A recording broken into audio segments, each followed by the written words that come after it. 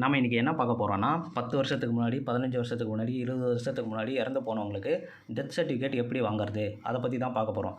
தாத்தா பேரில் பாட்டி பேரில் பட்டா, வீட்டு வரி, குடிநீர் வரி, இபி சர்வீஸ் இதெல்லாம் பார்த்திங்கன்னா அவங்க பேரில் இருக்கும். சிலர் என்ன பண்ணுவாங்க, அதெல்லாம் மாற்றாமல் அப்படியே அவங்க பேர்லேயே வச்சுருப்பாங்க. திடீர்னு ஏதாச்சும் ஒரு தேவை வரும், அப்போ பார்த்தா தாத்தா பாட்டி மாமா அவங்க பேர்லேயே பார்த்திங்கன்னா பட்டா, வீட்டு வரி ரசீது இதெல்லாம் இருக்கும். சரி மாற்றலான்னு போனால் தாத்தா பாட்டி பேரில் இருக்க டெத் சர்டிஃபிகேட் கேட்பாங்க. அவங்களுக்கு பார்த்திங்கன்னா டெத் சர்டிஃபிகேட்டும் வாங்கியிருக்க மாட்டாங்க. ஒன்று மட்டும் நல்லா தெரிஞ்சுக்கோங்க, பிறப்பாக இருந்தாலும் சரி இறப்பாக இருந்தாலும் சரி 21 நாளுக்குள்ளே, அப்படி இல்லைனா ஒரு வருஷத்துக்குள்ளே பதிவு பண்ணிடணும். அப்படி இல்லைனா இப்படி தான் நம்ம அலைஞ்சிக்கிட்டு இருக்கணும். ஃபஸ்ட்லாம் பார்த்திங்கன்னா அப்படி ஒரு வருஷத்துக்குள்ளே நம்ம பதிவு பண்ணலன்னு வச்சுக்கோங்க, கோர்ட்டில் போய்ட்டு தான் நம்ம டெத் சர்டிஃபிகேட்டாக இருந்தாலும் சரி பர்த் சர்டிஃபிகேட்டாக இருந்தாலும் சரி வாங்குற மாதிரி இருந்தது. இப்போ பார்த்திங்கன்னா கவர்மெண்ட் 28/6/2023 அன்றைக்கி ஒரு ஜீவோ பாஸ் பண்ணியிருக்காங்க. இப்போ நீங்கள் கோர்ட்டுக்கு போய் வாங்குறதுனாலும் வாங்கலாம்.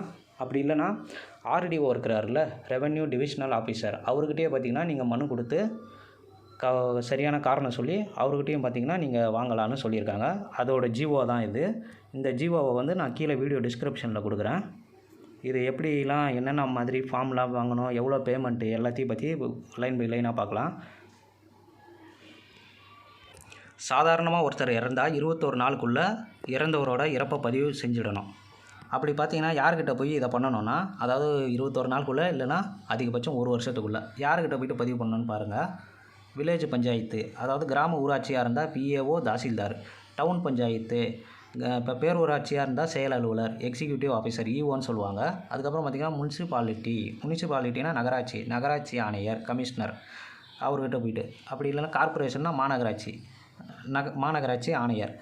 அதுக்கப்புறம் பார்த்திங்கன்னா கண்டான்மெண்ட், அதாவது பாளையம்னு சொல்லுவாங்க, பாளையமாக இருந்தால் எக்ஸிக்யூட்டிவ் ஆஃபீஸர். இவங்ககிட்டலாம் போய்ட்டு நீங்கள் 21 நாளுக்குள்ளே இல்லை ஒரு வருஷத்துக்குள்ளே அப்ளை பண்ணிங்கன்னா உங்களுக்கு அந்த பர்த் சர்டிஃபிகேட்டாக இருந்தாலும் சரி டெத் சர்டிஃபிகேட்டாக இருந்தாலும் சரி கிடைக்கும். இப்போ பார்த்திங்கன்னா 21 நாளும் இல்லை, அதாவது ஒரு வருஷத்துக்குள்ளே அப்ளை பண்ணலை.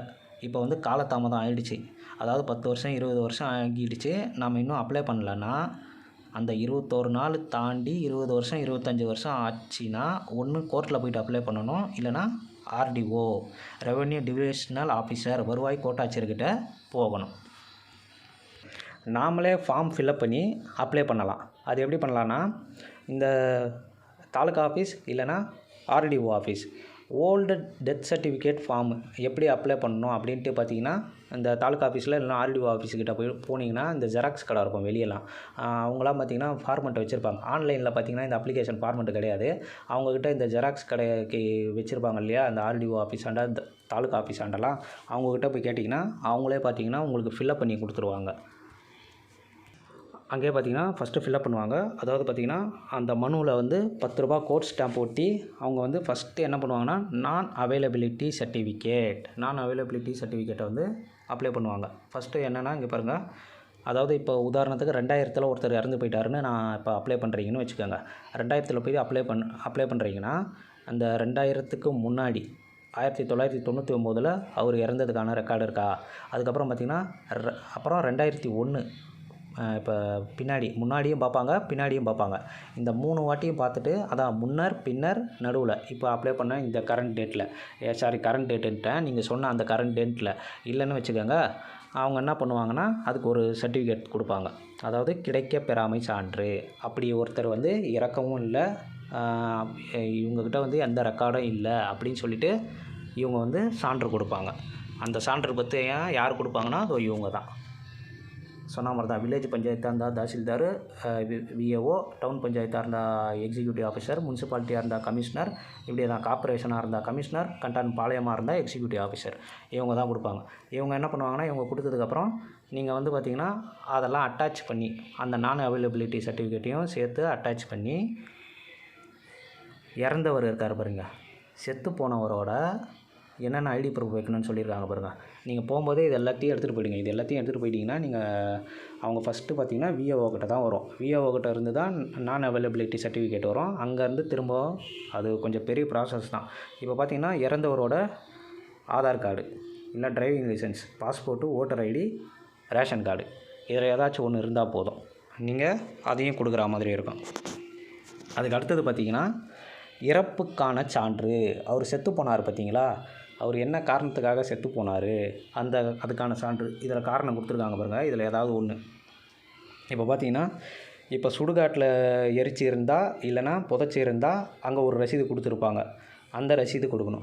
அப்படி இல்லைனா ஹாஸ்பிட்டலில் இறந்து போயிருந்தால் அந்த hospital record, medical certificate, doctor certificate கொடுக்கணும்.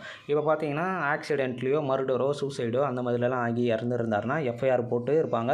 அப்படி இல்லைனா போஸ்ட்மார்ட்டம் பண்ணியிருப்பாங்க. அந்த எஃப்ஐஆர் காப்பி, அப்புறம் எஃப்ஐஆர் காப்பி ஜெராக்ஸு, அப்புறம் போஸ்ட்மார்ட்டம் பண்ண ஜெராக்ஸு காப்பி ஜெராக்ஸு இதெல்லாம் கொடுக்கணும். சரி, அப்படியும் இல்லையா, இப்போ வீட்டில் இறந்து போயிருப்பாங்க பார்த்தீங்களா, வீட்டில் இறந்து போயிருந்தாங்கன்னா அந்த இறந்தவருக்கு நெருக்கமானவங்க, அவருக்கு ஏதாவது பையனோ, அவர் அந்த இறப்பு டைமில் வந்து அவர் நெருங்கின சொந்தக்கார், அப்படி நெருங்கின சொந்தக்காரர் இருந்தால் சரி. அப்படி நெருங்கின சொந்தக்காரம் இல்லையா, அந்த ஏரியாவிலேயே அவர் வீட்டு பக்கத்துலேயே தெரிஞ்சவங்களாக இருப்பாங்கள்ல, அதுவும் அந்த காலகட்டத்தில் அவர் இறந்தப்போ இருந்த வயது முதிர்ந்த ஒருவர், சரியா, அவர்கிட்ட பார்த்திங்கன்னா ஒரு லெட்டர் எழுதி வாங்கிக்கலாம்.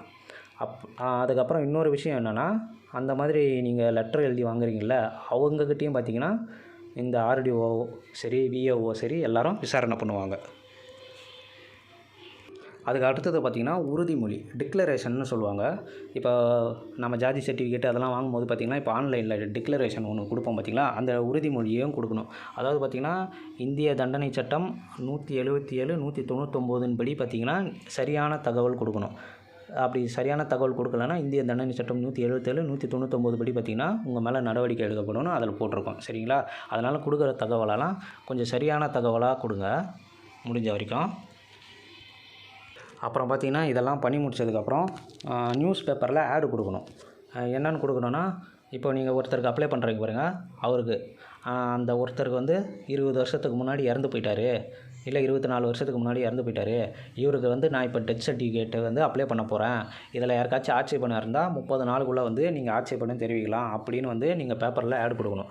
அந்த 30 நாளுக்குள்ளே வந்து யாராச்சும் வந்து உங்களுக்கு ஆட்சேபணம் தெரிவிக்கல, அதாவது எதுவும் ஓகே நோ ப்ராப்ளம்னு சொல்லி எதுவுமே எந்த பிரச்சனையும் இல்லைன்னா, நீங்கள் வந்து அந்த ரெசிப்ட் இருக்குது பாருங்கள், நியூஸ் பேப்பரில் ஆடு கொடுத்த அந்த ரெசிப்ட்டு, அதுக்கப்புறம் அந்த நியூஸ் பேப்பரில் ஆடு கொடுத்தீங்களா அந்த ஆடு, அதாவது லோக்கல்லே கொடுக்கலாம், லோக்கல் நியூஸ் பேப்பர்லேயே அந்த லோக்கல் நியூஸ் பேப்பர் விளம்பரம் எல்லாத்தையும் எடுத்துகிட்டு போயிட்டு ஆர்டிஓ கிட்ட இந்த ஃபஸ்ட்டு வச்சிங்க பார்த்தீங்களா அப்ளிகேஷனு, அந்த அப்ளிகேஷனோடு சேர்த்து இந்த நியூஸ் பேப்பர் ஆடு எல்லாத்தையும் ஆர்டிஓ கிட்ட சப்மிட் பண்ணணும். ஆர்டிஓ கிட்ட சப்மிட் பண்ணுற டைமில் என்ன ஆகும்னா, அந்த ரிஜிஸ்டர் ஆஃபீஸில் போயிட்டு 500 ரூபாய்க்கு ஏதோ இங்கே போட்டிருப்பாங்களே, 500 ரூபாய்க்கு வந்து நீங்கள் ஃபீஸ் கட்டுற மாதிரி இருக்கும். இந்த போட்டிருக்கு பாருங்கள், இந்த பேரால் 500 ரூபா, காலதாமதமாக அப்ளை பண்ணுறதால 500 ரூபா. அதாவது பார்த்திங்கன்னா வருஷத்துக்கு இதில் 500 ரூபான்னு போட்டிருக்காங்க, அதில் வந்து இல்லைன்னா வருஷம் எவ்வளோ வருஷமோ அந்த வருஷத்துக்கு கணக்கு பண்ணி கூட அவங்க கட்ட சொன்னாலும் கட்ட சொல்லுவாங்க. அது எப்படின்னா அவங்க ஒரு செலான் கொடுப்பாங்க, அந்த செலானை எடுத்துகிட்டு போயிட்டு உங்களுக்கு இருக்கிற ரெஜிஸ்டர் ஆஃபீஸ் இருக்குது பாருங்கள், உங்கள் எல்லைக்கு உட்பட்ட ரிஜிஸ்டர் ஆஃபீஸில் போய்ட்டு நீங்கள் பே பண்ணுற மாதிரி இருக்கும். அந்த ரிஜிஸ்டர் ஆஃபீஸில் கட்டிட்டு அந்த ரெசிப்டோடு சேர்த்து நீங்கள் என்ன பண்ணணுன்னா ஆர்டிஓ கிட்ட அப்ளை பண்ணணும். சரிங்களா, ஃபஸ்ட்டு ஆர்டிஓ கிட்ட அப்ளை பண்ணுவீங்க. ஆர்டிஓ என்ன பண்ணுவார், விஏஓ கிட்ட அனுப்புவார். விஏஓ என்ன பண்ணுவார்னா ஊரில் அப்புறம் உங்களுக்கு சாட்சி அந்த விட்னஸ் எல்லோரும் இருக்காங்க பார்த்தீங்களா, அப்புறம் அந்த ஊரில் எல்லாரையும் விசாரிப்பாங்க, உங்களையும் விசாரிப்பாங்க. எல்லாம் சரியாக இருந்ததுன்னா ஆர்ஐக்கு அனுப்புவார். ஆர்ஐக்கு அனுப்பிட்டு தாசில்தாருக்கு அனுப்புவார். தாசில்தார் ஆர்டிஓக்கு அனுப்புவார். இது எல்லாமே சரியாக இருந்துட்டால் ஆர்டிஓ என்ன பண்ணுவார்னா 60 நாளுக்குள்ளே உங்களுக்கு வந்து டெத் சர்டிஃபிகேட்டை வந்து இஷ்யூ பண்ணிவிடுவார். அப்படி வந்து அவருக்கு வந்து நீங்கள் கொடுத்ததில் வந்து அவருக்கு நம்பிக்கை இல்லை, சரி இதில் ஏதோ சரியில்லை அப்படின்னு தோணுச்சுன்னு அவர் ரிஜெக்ட் பண்ணிட்டாருன்னா நீங்கள் வந்து அப்பீல் போகலாம். அப்பீல் யார்கிட்டனா அது பாருங்கள், டிஸ்ட்ரிக்ட் ரெவென்யூ ஆஃபீஸர், மாவட்ட வருவாய் அலுவலர், அவர்கிட்ட வந்து நீங்கள் அப்பீல் பண்ணிங்கன்னா அவரும் 60 நாளுக்குள்ளே நடவடிக்கை எடுப்பார். இதுதான் ப்ரொசீஜர். தேங்க்யூ.